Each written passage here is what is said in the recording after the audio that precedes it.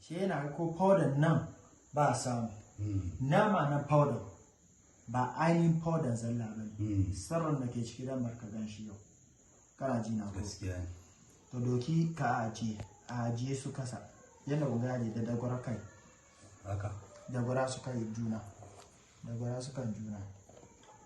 dagwara ka haka ajiye wanga haka ajiye haka ka ajiye su ko ba kai ka ajiye ba ni na ajiye to dibi karan ka yayyafa kai ka ce to in akwai biyan bukata su tashi sai an ba biyan bukata kuma su saura kwance in akwai biyan bukata ku tashi ku tsaya in ba biyan bukata ku tsaya a kwance to da kano ka dagwara kai shi ka ce kun faya kunu kun faya kunu kun faya kunu kun faya kunu kun faya kunu kun faya kunu to ce hannunka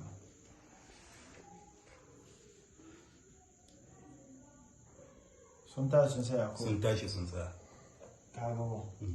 ga sunan sai sun ga kuma na kwance shi ke baka labari akwai kiyayya sosai kiyayya na bin ka amma da mu yi wani alama yanzu ga nawa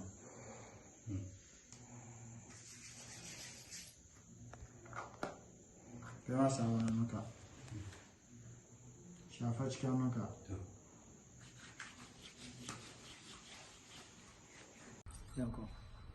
to assalamu alaikum idan bayan an kare aikin kamar yadda muka yi aiki mun sa shi sayin powder saboda a sama kudin nan albarka bai ya yasi ba to gashi ya zo an kammala mai an kare mai komi ku ji murnan da ya yi sunana Ja'far Muhammad daga Najeriya Kaduna State yau gani a birnin Ghana na sauka a Ghana gani a birnin Kumasi na zo wajen Alhaji Chief Malam Zaki sahana sabana sakwacha 1 no size na kawo mishi ziyara na musamman saboda in gan ido na shin abin da nake gani a online da gaske ne ko kuwa